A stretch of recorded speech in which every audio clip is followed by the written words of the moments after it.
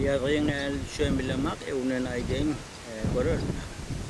Yel geldi, şimal yeliye, şimal geldi, hava selin, salkın, ne de bir şöynit görey, el işte. Tabler sonra görüyorlar, soruları hemen YouTube arkalı getirin hem de Instagram arkadan getirin. Yani ortaya dilin saklamak berde manisi var. Biraz dil saklamak, bir nem aytçanı bilmeli, aytkoverden her zaten dil öğrenni ama aytmada dilmeli yeri var. Dil saklamak o tarafta değil ya. Kâda zahmet cevap vermeli, yani cevap vermeli de mesela şu önüne ula test cevap vermeli, testleşmeli. Ya kalkın mı, yiyeceğim mi olsun, geldim mi, önüne ula tamam. Hadi geçimde olmaz.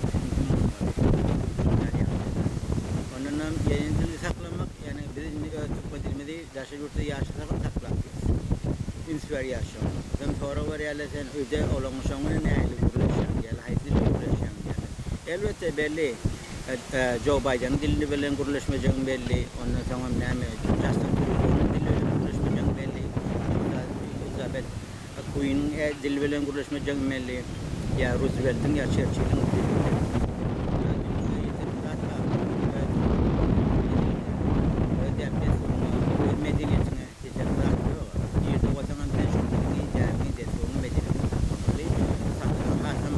önümüze peyda, önümüze Tayland ya İçiler ya Yaşiler Türkiye'de olup ya Orfiyat'ta olup ya başka ülkelerde olup sen öyle dilini getirmek o değil. Onu sen onu dilini getirmek için geldim bari. Edebiyatını getirmek için geldim. Ya neşimatı olmak için geldim. Ya arak şarabı yıkılıp da şuna fena getirmek için geldim. Böyle bir soru veriyor. Ne için ben geldim yurda ne sebep oldu. Ya ne için getirdiler diye böyle. O getirmek benim gelme tavavutu var. Sonun için bizi getirdiler. Elimizden gelemiz aktar. Kılıçın karı kurumanı söylen geldiler. Yani Sazmanı Melali Muttehit diye partiline. UN söylen. O getirdiler. Gördük bile ama haydi kabul ettiğim.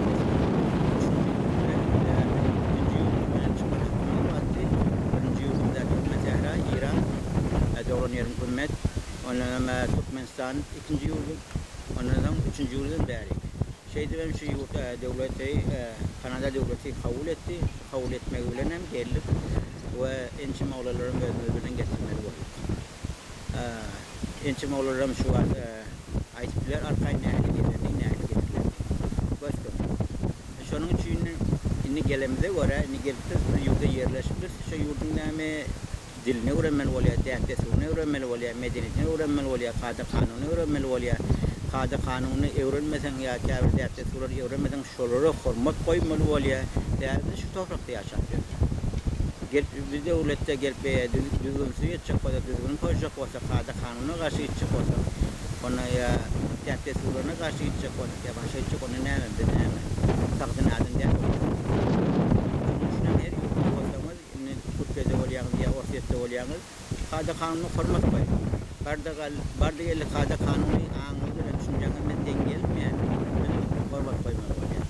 Yani şu yurtta yaşatıyor. Kâbirdarları doğru mu yarana? Mesela için kapatanına yani merkezine diyeyli yaşamakta çık veren, yıkılıp veren, suç veren, içkili ya oğru ya pısıbıcılık ya tenkat verenlik hep her yıl yağdığı var. Onun bana ne mi değişiyor var? Bu cemiyet için yani korkuturlar. Geçeceğim o da onu devlet geçmeli. Mafiye geçmeli, mafiye yolunu geçmeli. Doğru değil mi? Nedeniyle gemleşimdeyken hatta o teoriyi neyle tatbıyorlar ya da neyle yarakat yerler sonra var ya Ukrayna şu açın şuraya yara vermeli koydu yapmış yerler mesela bir mesela mesela çözler fazla olur diye apala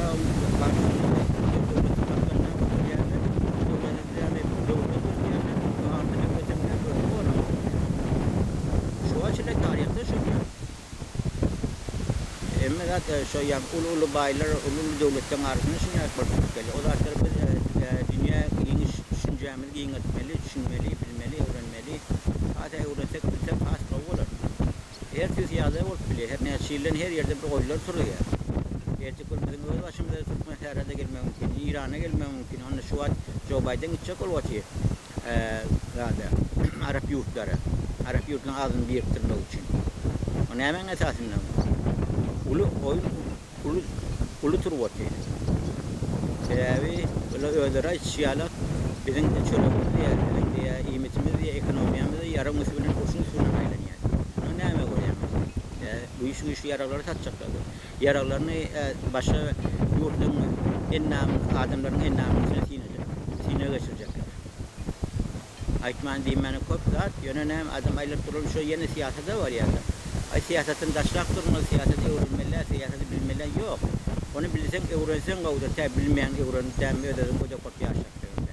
Ya bir yurtta yaşaklarında şu kanunu öğrensen bilsen kavdur. Öz konstitusyon bilsen kavdur. Nemin esasını getirtemekten koru o çinga. Savası adamlar getirtem adamı diye dolaşıyorlar, yavaş yağdaylar nemetiyorlar. Tezkel çık görür diyorlar. Ama şu kanunu öldürüm çözüyor, diyorlar. Ya şu an İran'ı diyelim. Gelin izlemiz yalqısız gezerler. Yalqısız gezecekler yani devlet ya İslam devleti, İslam devleti onun Arap yurtları mı İslam devleti? Olur ne mi?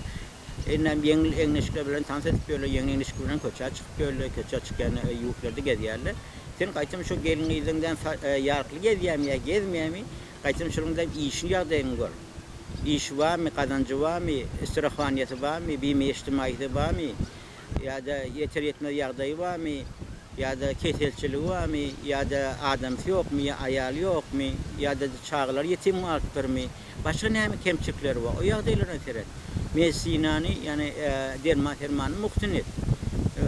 Ayalın gerekli artları var. Mesinin kızı yağdayı. Tezeşki diyettir. O taraflarına seret. Başka yağdaylara seredin.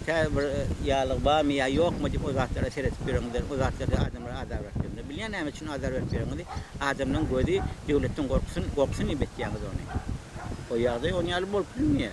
O açına çellesiz halkı vurup ya yencip ya sürmeye vasıpten horlak görecek ya atıp görecek. Açına çelle adamla dem ülküzüp dem ve vatanı ilinin önünden kaçırıp görecek. Bir yağlıkları. Ne 40 yıl oldu. Görüyor musun? Hemen ütke adam antuncası ösüttü. Kolye nefsi gazın haktan başka pamığın başka yurdun bayraklarının kızılın nalığın cerimelerin evliyalara verilen sadakalar edilen kömekler pulları zatları nidangıda sokuyan neymiş etken ayrıca vurdum. O biliyor kurulu mafyalar işte vatandaşa yurdun banklarına sunayan pullar basılı oluyor. Yurdun içinde de halklar havra vasıyla. O düşünüyorlar. Şunun için yaman aga olun, avardar olun, arası olun, cemiyette, yaşayışta, durmuşta düşünün, bilin, öğrenin, bilmeyenlerden öğrenmeli, bilmeyenleri öğretmeli, nesil şunu yalık olup geliyor. Biz öğrenmeli, hükmen biz biliyat, hem de düşünüyat, öğrenmeli. Ayça kolyen zaten düşünüyat, yağdaylar zatları var, aydılmaz diyemezler. Şunun içinden birine bir yaşayış durmuş, yemek ya içmek ya giyinmek ya onunla dem kavurunacak olup ya da dem ayın aşağına maşinim olup ya bütün cayda aynı bir falan cayma istiyorum kayıtlar. Onu büyütüp görmeliler. O nesibetine yaşıyor. Nesibetmesi ne mi? Nesibetin değil yaşamış. Nesibetine hayır yok. Ne açısı o, ne yaparı kozada. Belki ben hayatım diye zaten düşünüyorum, düşünüyorsun inşallah. Umid et yani inşallah deyip Arap sözden olur yani. Ben Arap sözden olmalı, umid et yani. Arzu et yani. Böyle şey neydi? Baş üstüne Tuğuk Kılıç, 1-2-3 manidem.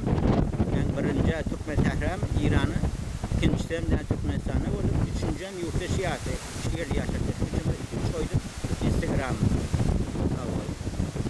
Facebook'tan görüyorsunuz. Tuğuk Kılıç Türkmen ilim. İmamın özünü görüyorsunuz. Oğman canlısı olsun, acımızlık olsun. Arzularınız hasıl olsun. Kâr fikirler böylesine olsa başötünü. Ya kimçik bağ olsa başötünü. Kimçik adım yok.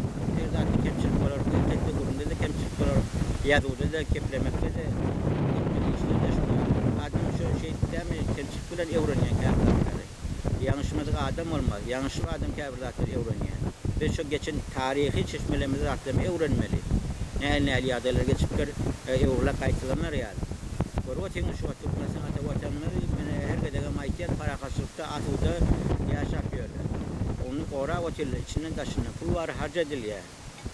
Kozatlaryň gödegini tutup görmeli. Diň asasy tarapyny gödegini tutmalylar. O düşmançylyk bilen aljak goýjak zadyň ýok ýa. Adam füýjüse bilen bir käbir dogry zatlar ýalyp ýetýärler, şonu käbir işaret etip bolsa ýene ýagşy. Şoň ursat berseler ýene ýagşy. Bu mana aýdara diýer ýazat köp, ýene men siziň wagtyňyzy almaýyn. Jaňysa bolsun, başyňyz dik bolsun. Häzirçe hoşlaşan siz bilen başyňyz dik bolsun, hoş.